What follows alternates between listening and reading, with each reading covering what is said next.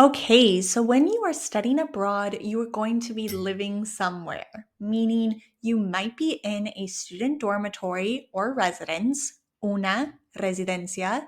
You might be in a house, a casa, or perhaps in an apartment, el apartamento. You don't need to know all the words for the different appliances and things in your home, but it is important to know the basics. So let's run through them together. The first vocabulary that we're going to focus on for your house, casa, or apartment, or residence is your room. So a room is el cuarto. I want you to say it out loud with me. El cuarto. And you might also call it la habitación. La habitación. They're interchangeable, okay?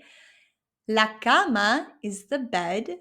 Una cama grande is a big bed. And una cama pequeña is a small bed, okay? Cama. La lámpara is the lamp. And this is kind of an easier word because it already has the English word lamp in it. La lámpara. And remember, I go up in tone in my voice because it has that little line, that accent on the A. La lámpara.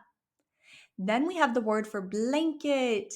And there are two different ways we can say this. We can say manta, manta, or cobija, cobija. I suggest learning the word manta because it's a little easier to say than cobija, in my opinion. Okay, then we have two other words here for pillow and for the rug. So the pillow, so important, is almohada. Okay, that's kind of a difficult word to say, so let's say it slower together. Almohada. Almohada. The pillow. And the way we say rug is alfombra.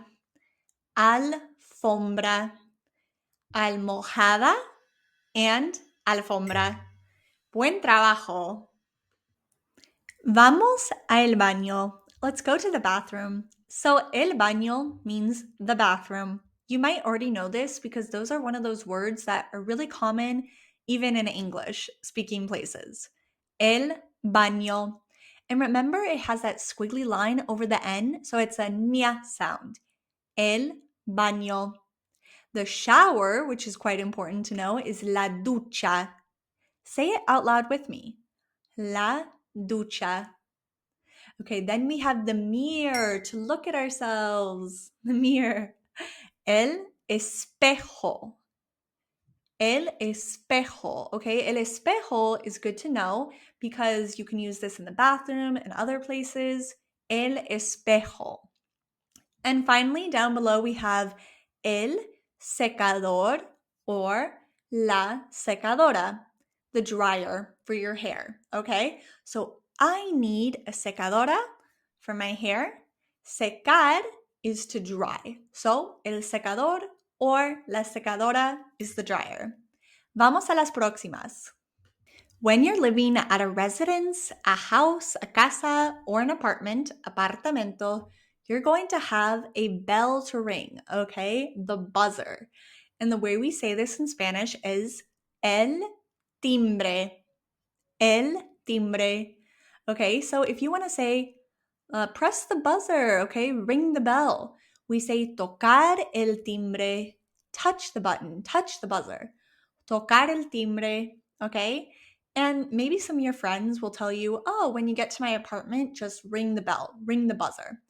Tocar el timbre. If you're living in an apartment or a house, you might have a living room, okay?